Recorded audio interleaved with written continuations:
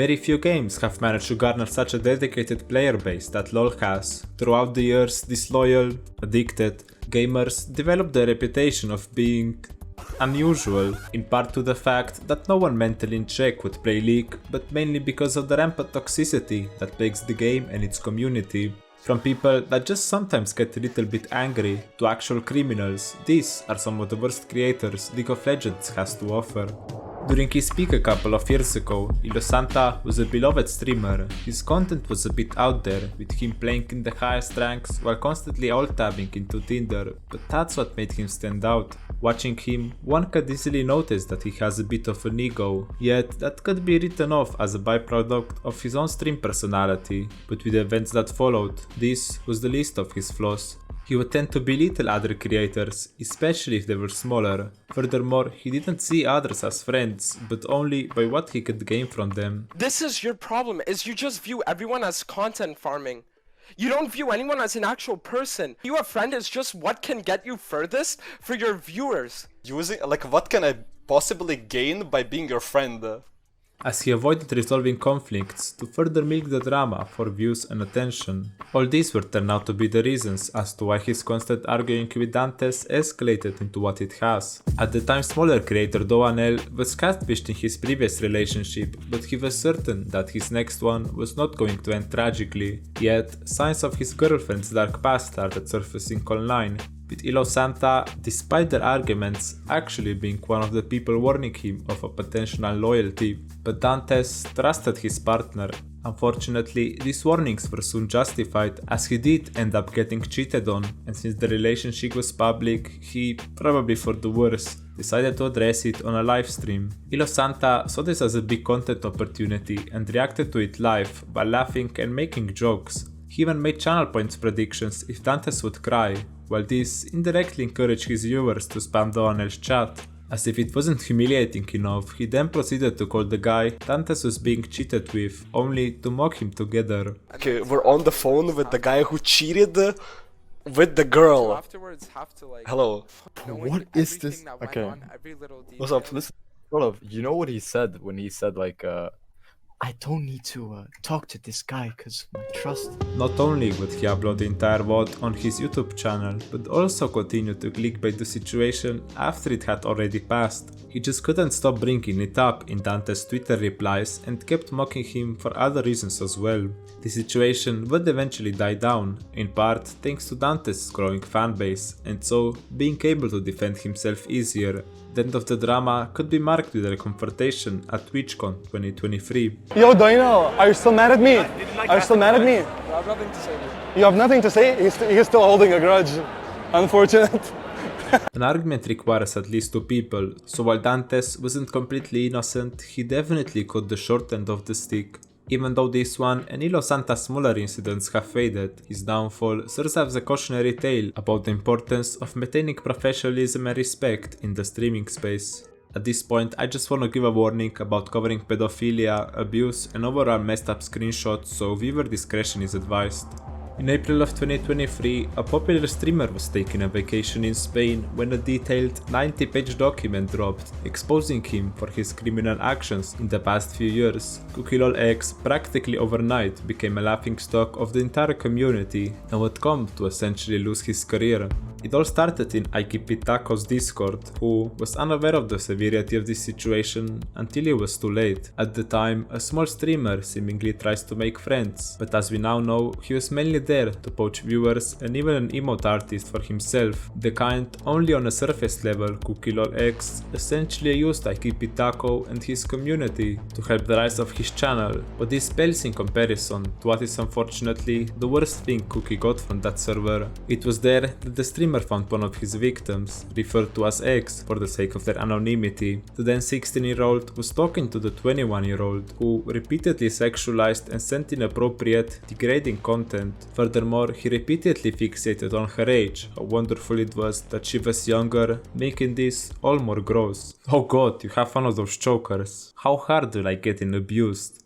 Very hard. Oh fuck, I knew it. I connect well with sexual freaks. I've been in a BDSM community for way too long. I have a lush. You? So BDSM is essentially having a sexual slave fetish. But I'm not even 18. Mission abort? Wait, how old are you? I'm almost 17. Holy fuck, hello little sister, long time no see. You need to be 18 before you get to riding this crop. But I can be 18 in my head. The law of justice would anal me harder than I anal my slaves. He just keeps referring to his fetish. Daddy gotta sleep now, see you around. Quite convenient how he starts calling himself daddy once he realizes how much older he is. I'd gladly pay 1k if you are off for 2 more years. Get up, put on your collar, unleash yourself, and then show me. Well, I would do it for you. Unfortunately, I cannot. Now do it. Can't wait to see you drunk, baby. Fuck you. What? I guess no gag for you. At this point, Cookie continued to bring up sexual topics, especially his master-slave fetish, and kept fixating on her age. What about this? Nope. That's a wireless vibrator. She has it inside all the time at public, and I control it on my phone. How you doing, Goth girl? Good. You? Doing okay. I'm curious, have you ever been touched in public? Sometimes I hate being a man. A lot of disgusting ones ruin a rep.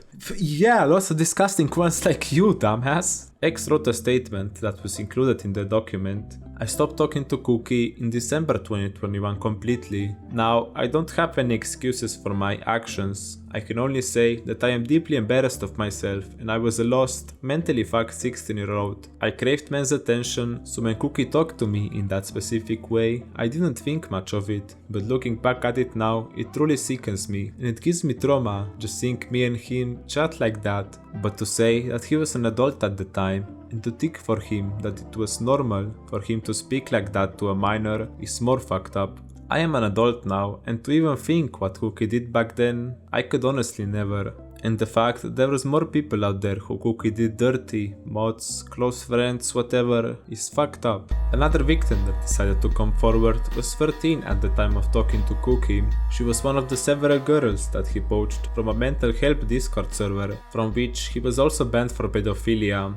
Twice. The server was since then deleted, but a brave individual that goes by Vossian Princess shared DMs with the victim and was also one of the first people investigating Eric's deranged behavior. A lot of the messages have been lost, but they are described as disturbing. Among other things, Cookie suggested having sex, often voice called and referred to himself as daddy, most likely because of the age gap. Two more individuals decided to step forward, detailing how Cookie admitted to sexually assaulting his then girlfriend at 16, bringing up sexual experience and masturbation. Despite the person obviously not interested in that topic, he presumably found out about the mental health server through his unaware childhood friend, who also happened to be queer and nicknamed Turbo by Cookie. He cut ties with the streamer when he learned about his activities, but at the time, he wasn't the only friend concerned with his actions. The person that is unfortunately caught in the middle of this, Taco, was approached by Vossian as he was at the time still Cookie's friend. Taco confronted Eric in the now unavailable recording, which revealed Cookie claiming that he didn't know the people were minors and that he wasn't sexual with any of them. He says that his poor mental state at the time is to blame for his actions and that he has since improved drastically, because Cookie was always extremely nice to Taco, and due to the lack of evidence at the time, he failed to see through the now obvious lies. Taco was baffled, but the only solution that made sense for him was to suggest Eric to get help while he further looked into the situation. Cookie was able to trick his friends into believing that he was just kind of down bad, while unknowingly to the aforementioned individuals. The situation kept worsening, with the streamer's own Discord server being a center of degeneracy. Cookie relied heavily on his mods, not only helping to maintain order in his community, but also assisting him with giveaways, events, and the backlash after not fulfilling the first two. He would constantly delay payments, sometimes for months, all while bragging to his chat about buying a new car or an apartment. One of his contracted workers even lost housing, simply because Cookie didn't pay them on time, most likely just out of spite. Whenever someone would in any way question him or even ask for an update, he would lash out, claiming that their work is easy and that they shouldn't be paid anyway.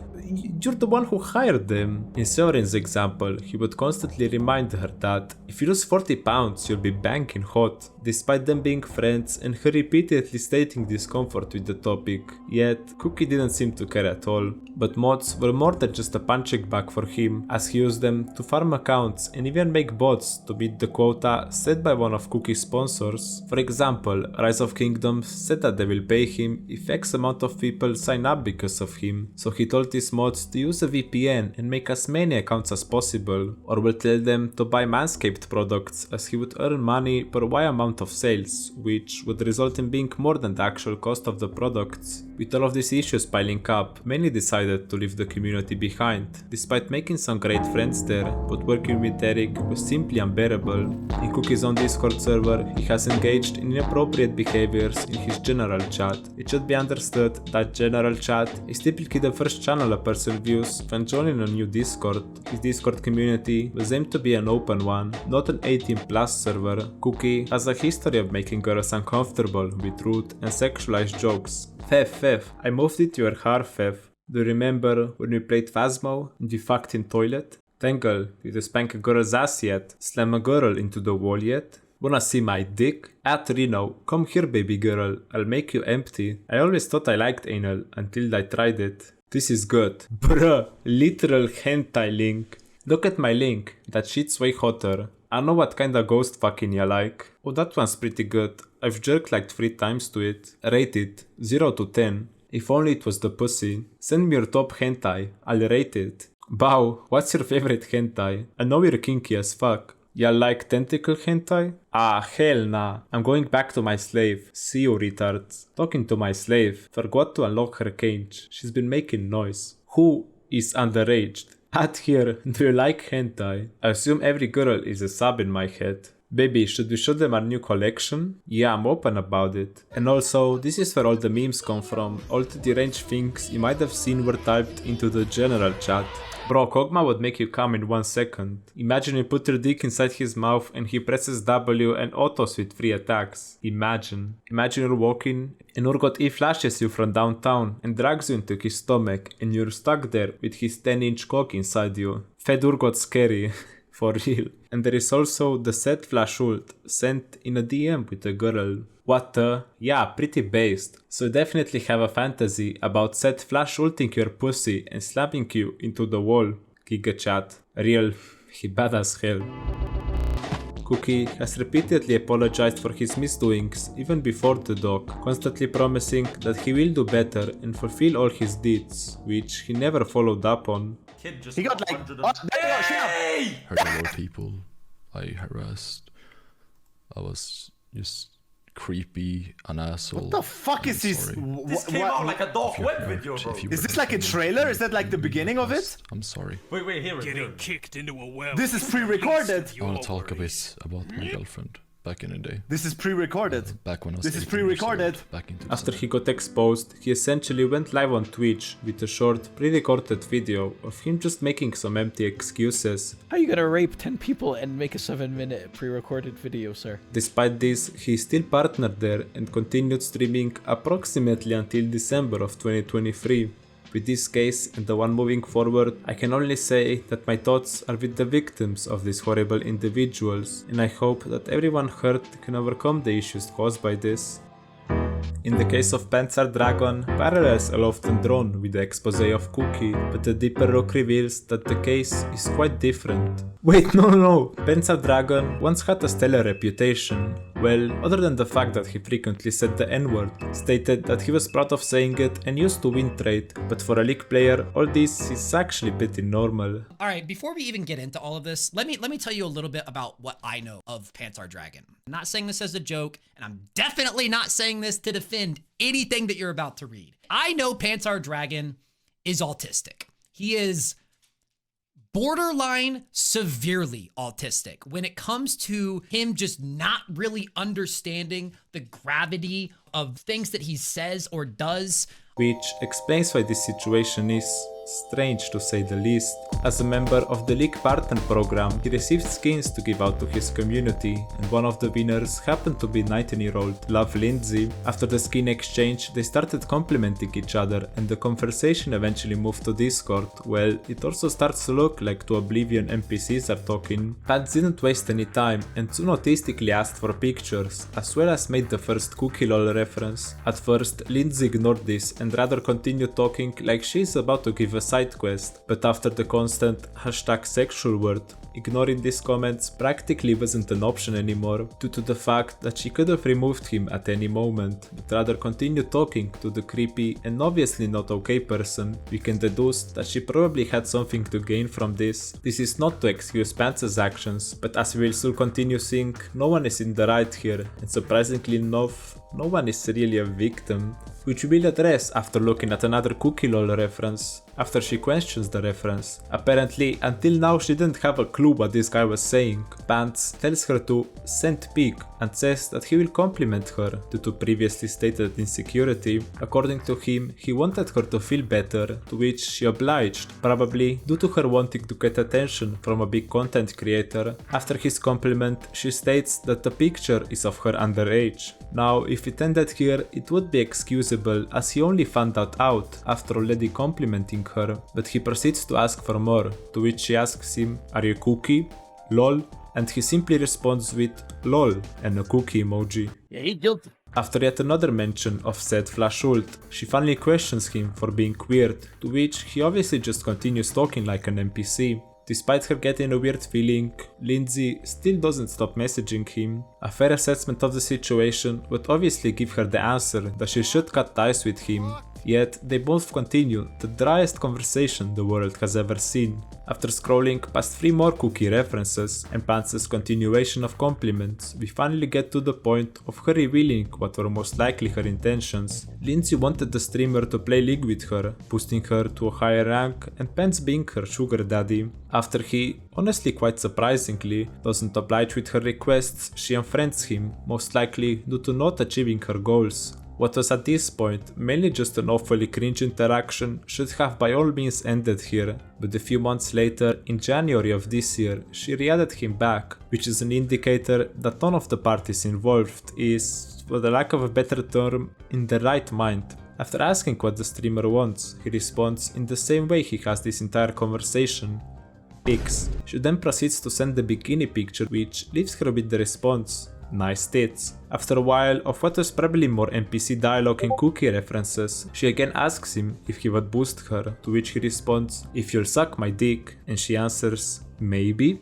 This warrants a response of, "Have you ever?" She said that she did and that it was fine lol, to which he asks, "Wanna see mine?" And she responds with, "I'm alright," and that she's heading to sleep, and asks him how long he's been streaming. In his fashion, he ignores the questions and writes, "Okay," followed by, "Suck my dick," which only results in a question mark and it never being brought up again. Pants remains resilient and drops the classic "send pic," to which she finally asks what's in it for her, only to answer it herself 2 messages down, stating that she wants attention. Pants responds with, "I'll give me sexy pics," which she counters with, "Give me money." I just wanna highlight the obvious League addiction, as he tells her that to achieve her goals she can meet him and get free dinners. For some reason she seems to not understand him, to which he responds, "I said what I mean here, if you can't interpret it, you have AIDS," a sentence that no one not addicted to League would ever even think of saying. After this, the conversation turns from extreme cringe to just downright disturbing. After a couple of short calls, she states that she just wants attention.